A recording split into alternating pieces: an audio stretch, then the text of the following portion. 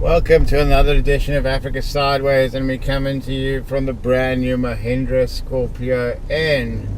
This is the first sort of modern day Mahindra I've been in. I was in the Karoo utilitarian bakkie, but this is now coming from the 7-seater market at sort of 600,000 Rand, 5 to 600,000 Rand ranging from. So they already have got the price point right on this.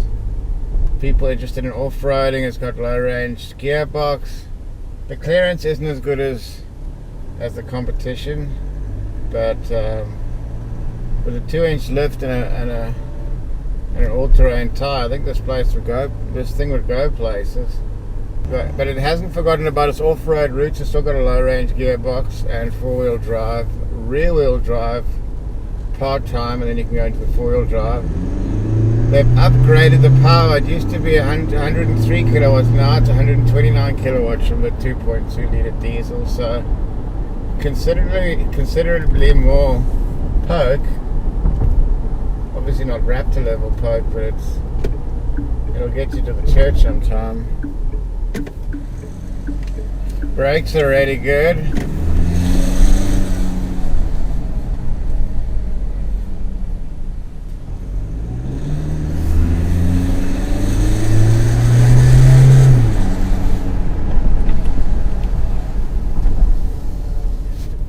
Power is really decent on this car. It's up to 129 kilowatts, up from sort of 103 kilowatts. Very detuned on the Karoo, this engine, but it's a different kettle of fish. Let's look at the 2.2 diesel, but a lot more pokey. And this isn't as sort of, this is more mid to upper mid-size SUV. Definitely feels smaller than the Everest, that's for sure.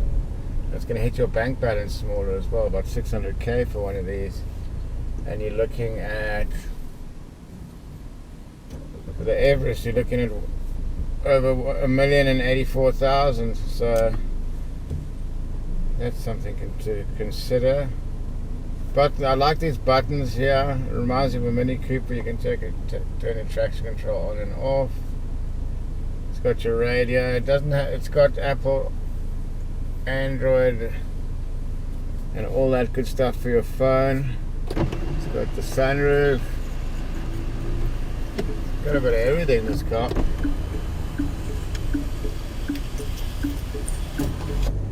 So yeah, there you go. It's the first Mahindra I've seen with a sunroof. The acceleration is all there, that's for sure. All there in bucket loads. Let's see how she drives on the highway, ladies and gentlemen.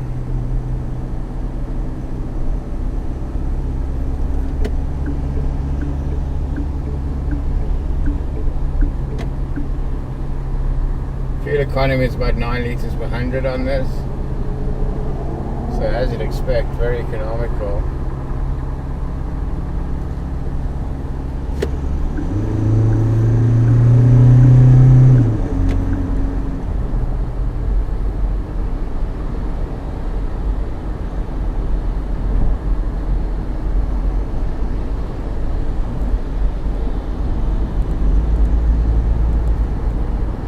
Cruising at highway speeds, we're doing just under 100 at 1,700 revs, so this engine really isn't working hard at all.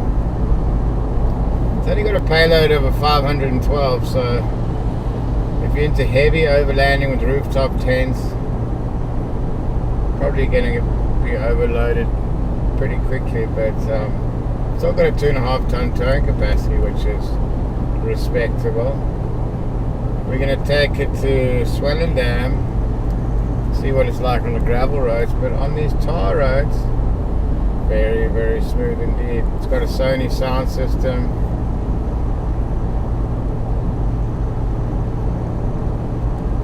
That's what it says in the packet. And then you can open it up and the acceleration is all there.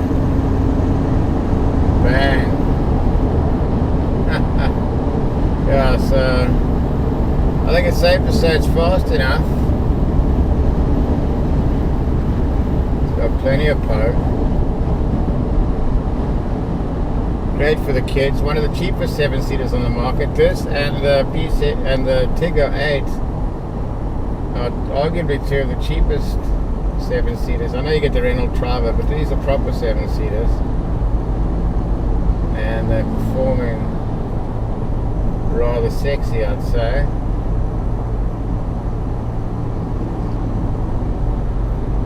Really just ambles along on the highway.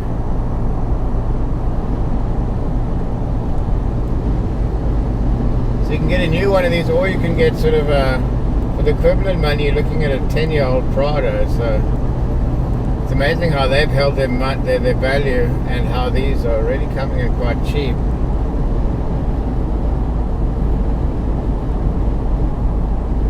Cheap und cheerful. Yeah.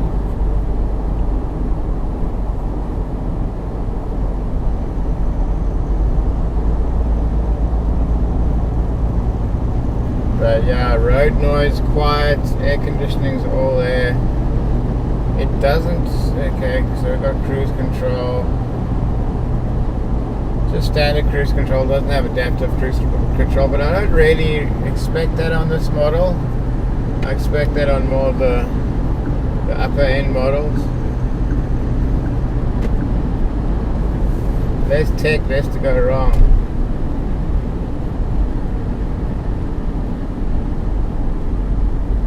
There you go, ladies and gentlemen. I've been very, very impressed with this new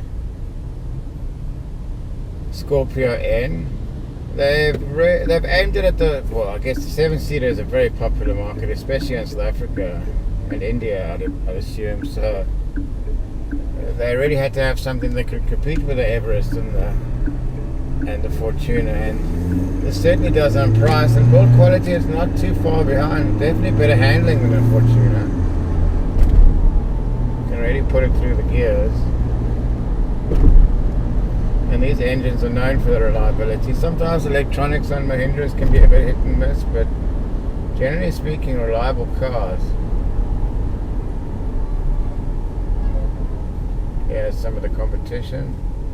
So somebody that will be buying this will be also looking at a similar Everest, the previous generation. And when you're standing next to it, the height-wise looks pretty similar. Let's see what it does off the line. Let's see if we've got a flyboy here. We can only hope so. Oh, Everest got pumped. No turbo lag. Okay.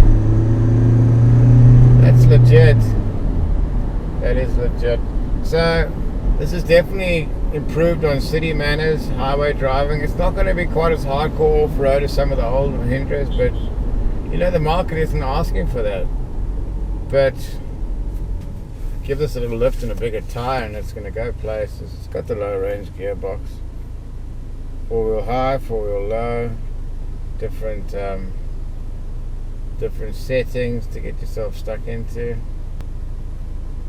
So yeah, and I haven't really come across anything. One thing about the Asian car, sometimes compared to the American one, your leg doesn't kind of hits there, but if you've got a decent sized leg. But the piece, I found the Tiggo was even more intrusive. But off the marker, there's no turbo lag. That's just 1, 2, 3 gone. That's impressive acceleration. Let's check the brakes out. What goes up must come down. The brakes are all there. I found the brakes on the Tiggo were really starting to go a bit, and the car had only 12,000 Ks on it. The journos have been getting into that. You can be sure of that. How much is this going to clock? 18,000 Ks on the clock. So this has done quite a few Ks. But still feels brand new, eh?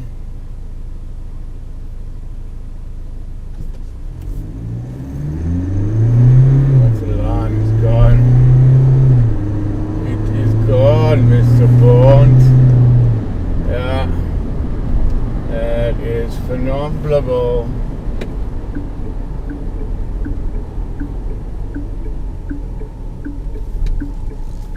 Handling's all there, no tires. Good. Luckily they haven't gone for ultra low profile tires on here. I always like it when they do that. And it really does get through the gears. I find the gearbox a little bit lazy sometimes when you're not giving it a bit of stoke, but when you're getting stuck into it, it's all there. Okay, so yeah, we are on not quite the off-road track, but a gravel track, and at low speeds I'm very, very impressed with this vehicle. Yeah, you see it's quite a corrugated section here, and it's getting through, no dramas. Plenty of bumps and crunches. Seatbelt's making a bit of a noise. Let me sort that out. Yeah, so we're here outside Frog Mountain. Beautiful little gravel road here, just what this thing's made for. It's really good on the slow gravel section. I did find we went to De Hoop, and on the quicker gravel sections it does get a little bit out of shape on the heavy corrugations. So if you're planning to do a lot of off-roading with this on very corrugated roads, I would suggest a suspension upgrade and an all-terrain tire. But for this sort of stuff, if you're just taking it easy, it's perfect. Just ambles along. This is in rear-wheel drive at the moment. It does have an option of 4 high. Let's put it in that, and a 4 low. Decent ground clearance, over 200 mils. Departure angles are adequate, that's for sure. You can see by the dirt on this car, this thing has been all over the shop, ladies and gentlemen. And on this bumpy road, it's just soaking it up. No dramas whatsoever. One thing about this car is when you turn it on, the air conditioning automatically revs itself up a bit. So great on hot days, but on cold days not ideal. Here's a little, yeah, let's go through this puddle here. See what the puddle ability is. Or straight through and planted on the slow off-road. Very economical as well, getting 8 litres per 100. I've been impressed with the fuel economy on this truck. And it is a truck based on, oh yeah, it's a nice puddle. Let's give this a bit of tonsils. Straight through, doesn't blink an eyelid. This truck is really cheap, and it's quite cheap, 600k for one of these, starting price. And you put the boots in. I wouldn't like to do heavy towing with this. It's got a 2.5 ton towing capacity, but I found fully loaded you wouldn't really want to be adding too much more weight onto the truck. But they do have quite a bit more power than the Karoo is. This is 2.2 as well, but that's 103 kilowatts I think, and this is 129 kilowatts. So when you put the boots in, you can feel where your money is at. And this is just up the road from in front of 4x4. I popped in there for a little visit. Check that out. They're making great off-road trailers, top-end trailers. And probably this car you could handle the small trailer. There we go, through the gears. The gearboxes. When I first got it, I thought it was a bit lazy through the gears, but once I've got the hang of it, it's just soaking this up. No problem whatsoever. Good suspension on here for this kind of thing.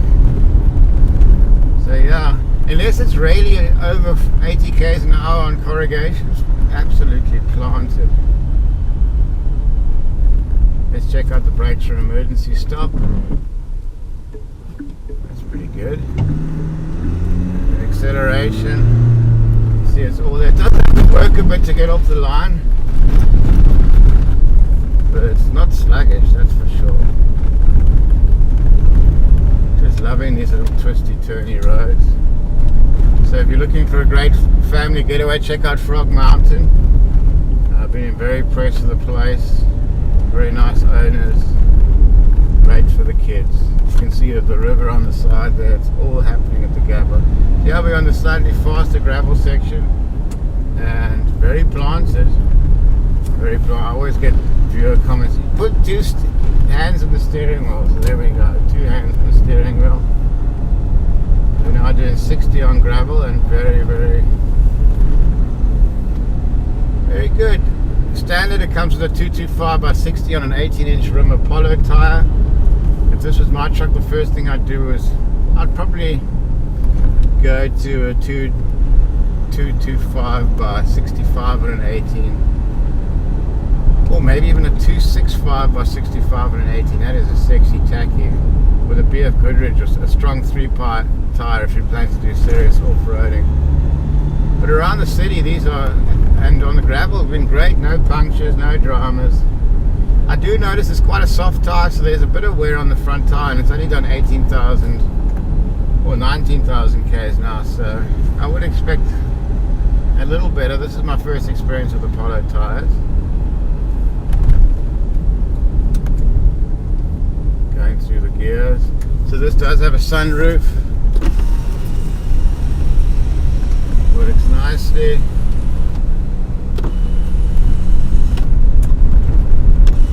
This is Mahindra's first take at a luxury SUV, and they got a lot of things right, but I can see there's a few little nuances that need a little bit of refinement. Sometimes the radio seems to just come on out of nowhere. The aircon goes automatically on quite a high fan speed when you turn the car on, even if you have it on the lowest setting. So just a few little tweaks, but generally feels like a well-made truck. It'll take you places. You know, the Mahindra, the engines are good, honest engines. They don't try and overtune them and put too much tech in that might give you problems down the line. It really is quite sensible motoring. And you got, what I like about this car as well is it gives you driver info. You can click on that, and then it will give you your fuel economy, your trip, doing 8 liters per 100, and then there's other settings, fuel economy, digital speed, vehicle info. When I press navigation, nothing happens, so I guess that's an aftermarket thing for a higher spec model. But where's the vehicle info? Yeah, tire pressure. I love it when a car gives you the tire pressures. A little thing to consider is they've got different metrics. So this is in PSI, whereas South Africa is more bar, and they give the fuel economy in kilometers per liter instead of liters per 100. So it takes a little bit getting used to the different calibrations. So here we are on the faster stuff. We're doing 80, and doesn't feel quite as planted than on the slower sections. So I think that could be tire pressure. I haven't dropped the tire pressure because I've got highway tires in here, so I didn't really want to expose the sidewall. But yeah, I think if you dropped it down to 1.8 bar, it's definitely going to be, the grip's going to be enhanced. But just found on those fast sections down to De Hoop Nature Reserve, which is another great place in Swellendam. You've got to check out De Hoop. Kind of just understeered a bit, got a bit out of shape, but as quickly as it got out of shape, it got back into shape well. So never felt like it was going to be a major issue. But I think if you're going to do serious off-roading, it might be another story like the Fortuner, where an upgraded suspension is going to be a bonus. But here we are going 60. This is quite corrugated, and it's chugging along rather nicely. It also gives you the tire pressures, which is a nice touch. I mean tire temperature. And here we are at the end of the road.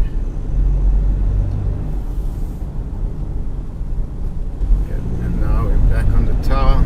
On tar it's really top end, faultless on tar. Handles well, good fuel economy. They really have put a lot of thoughts into this truck.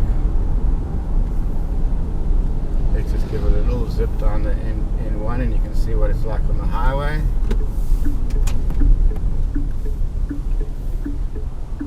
So it's a busy road these days.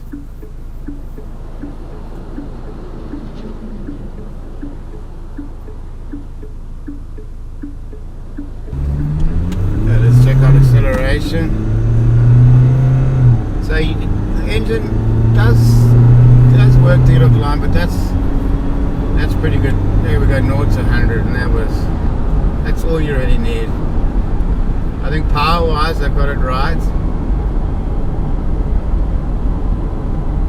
Certainly got it right.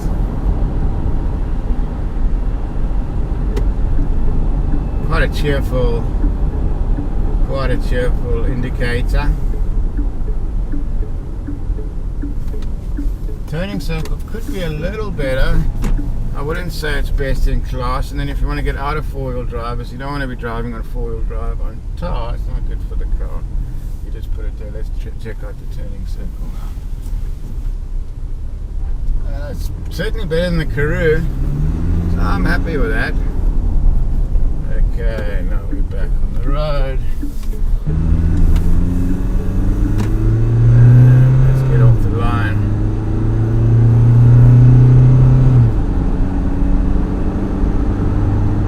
Yeah, I mean you can't argue with that. You really can't. There's nothing really to argue about with this car. Let me go through the plus points then. Price, well priced. So this is 400,000 cheaper than an Everest, which is north of $1 million now for an Everest Wild Track, which I was in last week. That feels bigger, a bit more refined. But you know, this isn't that far behind. Mahindra's catching up with this vehicle, which is a very popular SUV segment. Things I could improve on is the air conditioning could be a little bit more subtle. I find it comes on too hard in the beginning, which in summer is okay, but in winter, you know, I think that could tweak the climate control to make it just a little bit more refined. I like the fact it doesn't beep at you a lot. Seats are very comfortable. They haven't gone for black leather, which is nice. So many of the cars have black leather seats, which makes it quite dark inside the cabin. But this one, they've resisted the temptation.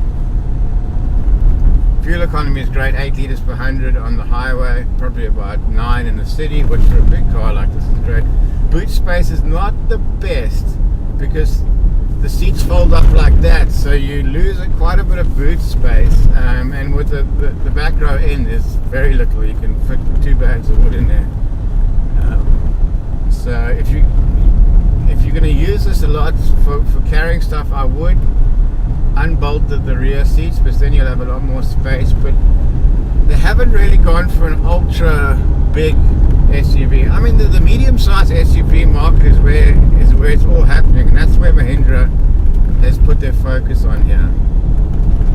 It's just a bit bigger than an X-Trail, certainly a lot higher.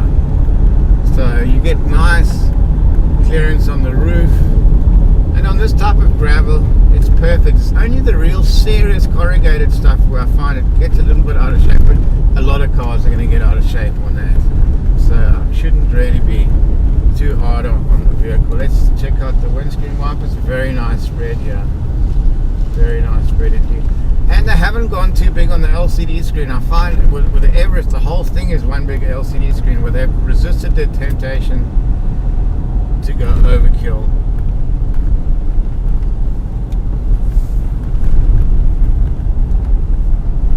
So would I recommend one of these to buy? Certainly. Mahindra have proven themselves to be a reliable brand, and this vehicle brings them into sort of 21st century technology, more comfortable, more refined gearbox, it's very efficient, this car.